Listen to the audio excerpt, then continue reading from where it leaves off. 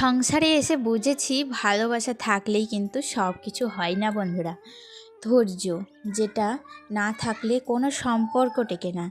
আর আজ আমি তোমাদের বলবো কিভাবে ধৈর্য শিখে আমি নিজের হাতে আমার সংসার আর সম্পর্কগুলোকে সুন্দর করে সাজাতে শিখেছি। তোমরাও অনেকেই বলো আমি এত কিছু সামলে কিভাবে হাসি খুশি থাকি। তো সত্যি কথা বলতে কি, এটা একদিনে শেখা নয়। মানে সংসারে আসার পর বুঝেছি এখানে প্রতিদিন নতুন নতুন পরীক্ষা। তো সেইটাই হচ্ছে কিন্তু একটা ধৈর্যের বড় পরীক্ষা।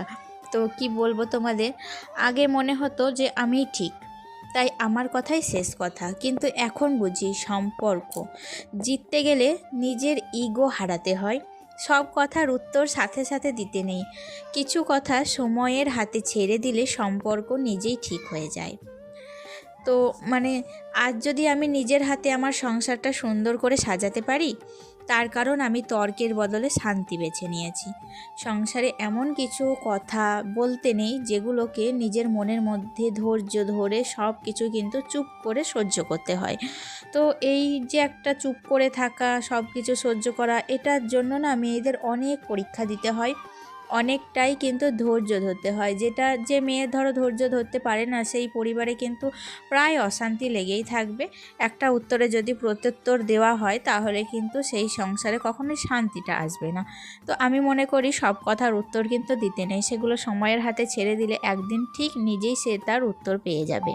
তো যাই হোক, দেখো আজকে আমি সকাল থেকে না সংসারে অনেক কাজ করব বলে একটা প্ল্যান করেছি। বন্ধুরা জানো তো, মানে কয়েকটা দিন তো আমি ছিলাম না বাড়িতে, তোমরা সবাই জানো বিয়ে বাড়িতে গিয়েছিলাম। তো বাড়ি এসে প্রত্যেকটা জিনিস কিন্তু আমি এখন পরিষ্কার করতে শুরু করেছি। মানে বিয়ে বাড়ি থেকে এসেও কিন্তু 2 দিন আমি রেস্ট নিয়েছিলাম। কারণ কি বলো তো, মানে ওখানে বিয়ে বাড়িতে এত মানে আনন্দ, এত জার্নির মধ্যে বাড়ি এসে কেমন একটা ক্লান্তি ক্লান্তি ভাব লাগছে। তো সেই কারণে 2 দিন রেস্ট নিয়ে তারপর দেখো জোর কদমে এখন লেগে পড়েছি সংসারের প্রত্যেকটা জিনিস, মানে একেবারে কোণা থেকে কোণা পরিষ্কার করতে। তো সেই কারণে আজকে আমি বেডরুমটা দিয়ে শুরু করেছি। প্রথমেই তো মানে একটা মেয়ে বিয়ের পর যেটা আসে, তারপরে একটা ঘর যেটা তার নিজের ঘর, সব সময় সে সেখানেই কিন্তু তার বেশিরভাগ সময়টা কাটায়। তো সেই ঘরটা তার কাছে কিন্তু একটা স্বর্গের সমান। তো সেই ঘরটা থেকেই কিন্তু আজকে আমি পরিষ্কারটা শুরু করেছি। তো আমার ঘরের দেখো বেশি কিছু ফার্নিচার তো নেই, অল্প একটু ফার্নিচার আছে, যেগুলো সেটাকেই কিন্তু সুন্দর করে সাজিয়ে রাখছি। তো এক জায়গা থেকে এসে দেখছি আমার হাজবেন্ড কি অগোছালো, এতটাই নোংরা করে রেখেছে। এই যে শোকেসটা দেখতে পাচ্ছ, এক বিন্দু মাত্র জায়গা নেই এই শোকেসটায়। এত মানে আমাকে যে কয়েকটা দিন যে কতটা দিন গোছাতে লাগবে, আমি পুরোপুরি কমপ্লিট কবে যে গুছিয়ে উঠতে পারবো ঠিক আগের মতো, আমি কিন্তু নিজেও বুঝতে পারছি না। তো বিছানার দেখো চাদরটাকে ভালো করে ঝেড়ে দিয়ে তারপরে কিন্তু আবার ভালো করে বালিশগুলো রেখে দিলাম। অনেকগুলো জামা কাপড়ও জমে গিয়েছিল, সেই জামা কাপড়গুলোও কাচতে হবে। তারপরে ধরো যেগুলো আমরা নিয়ে গিয়েছিলাম বিয়েবাড়িতে, সেই জামা কাপড়গুলো এখন আমি আয়রন না করেই ভরে দিয়েছি। আর যেগুলো কাচার সেগুলো কিন্তু কেচে দেবো আজকে, তো সেগুলো কেচে মেলে দেবো। তারপরে পরে সময় করে আস্তে আস্তে সবটাই আয়রন করে আবার আগের মতো গুছিয়ে রাখবো। আগের দিনের ব্লগে আমাকে অম্বিকা মজুমদার দাদাভাই কমেন্ট করেছে, খুব সুন্দর লাগলো, অসংখ্য ধন্যবাদ দাদাভাই, এভাবেই তুমি পাশে থেকো। আর রিঙ্কা হোমটাউন ব্লগ থেকে দিদিভাই বলল যে একটা কমেন্টস করে গেলাম। তো থ্যাংক ইউ দিদিভাই, এভাবেই তোমরা আমার পাশে থেকো, কারণ অনেক দিন পর তোমাদের সাথে ব্লগ শেয়ার করার পর এই যে নতুন নতুন কমেন্টগুলো আসছে দেখে কিন্তু মনটা খুবই ভালো হলো, আরও নতুন করে এনার্জি পাচ্ছি তোমাদের সাথে ব্লগ শেয়ার করার জন্য। তো তোমাদের অসংখ্য ধন্যবাদ আরও একবার জানাই। তো এদিকে দেখতেই পেলে সোফার হাল কি হয়েছিল, মানে গোটা ঘরবাড়ি মানে না থাকলে যেটা হয় আর কি, আসলে একটা সংসারের সমস্ত দায়িত্ব কিন্তু একটা গৃহিণীর ওপর থাকে, একটা বাড়ির মেয়ে থাকে। তো দেখবে যেসব বাড়িতে মেয়েরা থাকে না সেই সব বাড়ির হাল কীরকম হয়। তো মেয়ে মানেই কিন্তু একটা সুন্দর জায়গা, একটা সুন্দর সংসার, একটা সুন্দর গোছানো পরিপাটি সংসার। আর যে বাড়িতে মেয়ে থাকে না সেই বাড়িতে সত্যিই কী অবস্থাটাই না হয়। তো কয়েকটা দিন ছিলাম না, বাড়ির অবস্থা কিন্তু প্রচণ্ড খারাপ হয়ে রয়েছে। তো এসে এসেই কিন্তু নিজের সংসারটাকে আবার সে আগের মতো গোছাতে শুরু করে দিয়েছি। একটা মেয়ে বিয়ের আগে একরকম, বিয়ের পর আরেক রকম, আর মা হওয়ার পর পুরোপুরি বদলে যায়। আজ আমি বলবো তোমাদের মা হওয়ার পর ঠিক কতটা ধৈর্যের পরীক্ষা দিতে হয়। তো আমি তো একটা সন্তানের মা। বিয়ের আগে আমরা কত শুধু নিজের কথা ভাবতাম, কোথায় যাব, কি পরবো, কার সাথে কথা বলবো, সব নিজের ইচ্ছা মতো। তো বিয়ের পর দায়িত্ব বাড়ে, সংসার, শ্বশুরবাড়ি মানিয়ে নেওয়া, সব কিছু শিখতে হয়। সেখানেই প্রথম ধৈর্যের পরীক্ষা শুরু হয় বন্ধুরা। কিন্তু যখন একটা মেয়ে মা হয়ে যায় তখন তার ধৈর্যের লেভেলটা একদম অন্য জায়গায় পৌঁছে যায়।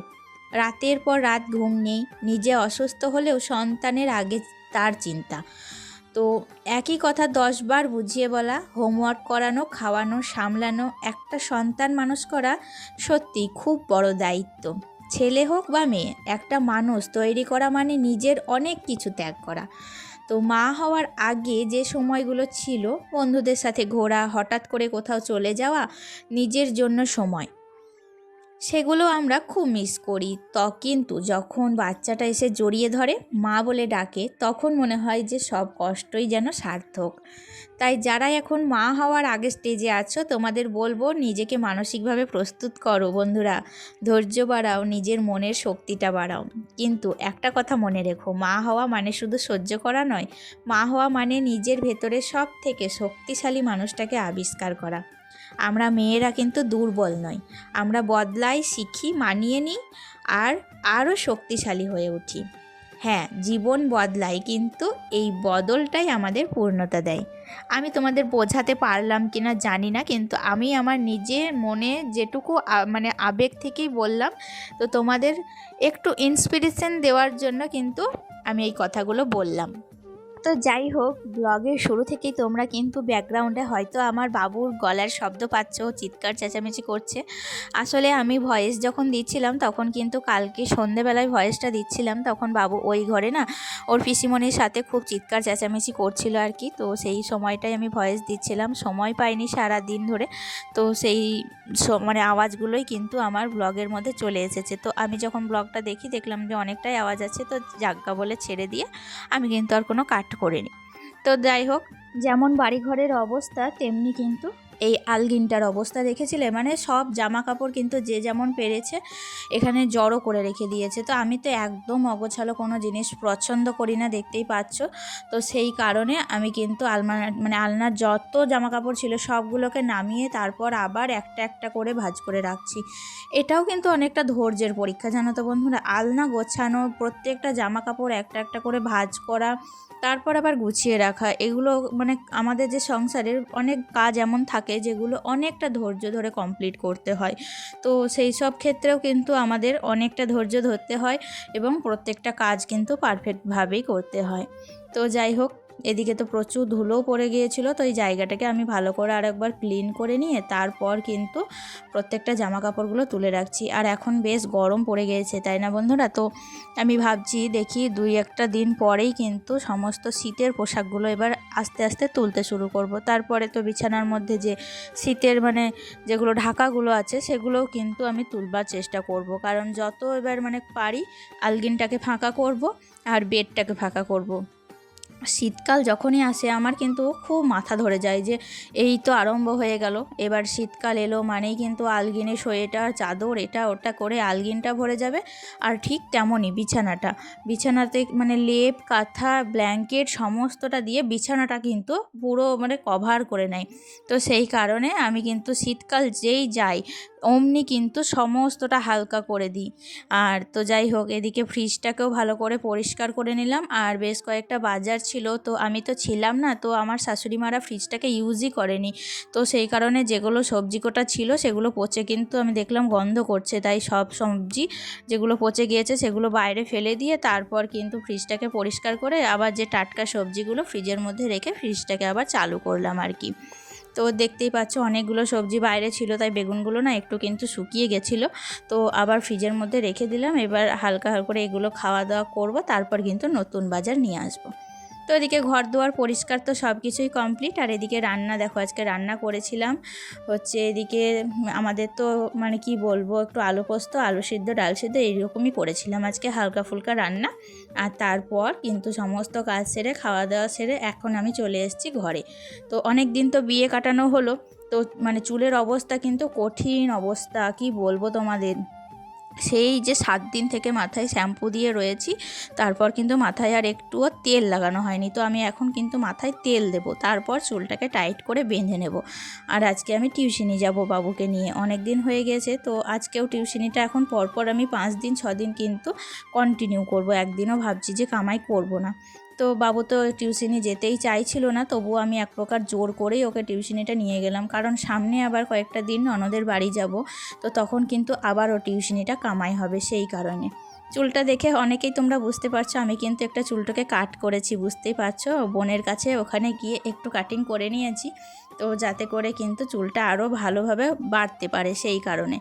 তো বন্ধুরা, তাহলে চলো আজকের মতো ভিডিওটি এখানেই শেষ করছি, দেখা হচ্ছে নেক্সট ব্লগে। আর আজকের ব্লগটা কেমন লাগলো তোমাদের অবশ্যই কিন্তু কমেন্টে জানিও। আমি কিন্তু তোমাদের প্রত্যেকের কমেন্টের অপেক্ষায় থাকি, এবং তোমাদের সুন্দর সুন্দর কমেন্ট পেলে আমার খুবই ভালো লাগে। তো নতুন নতুন বন্ধু আসে, আমাকে কমেন্ট করে, আমার দেখে মনটা খুবই ভালো হয়ে যায় এবং নতুন করে এনার্জিও পাই। তাহলে চলো বন্ধুরা, আজকে আসি, দেখা হচ্ছে নেক্সট ব্লগে, টাটা।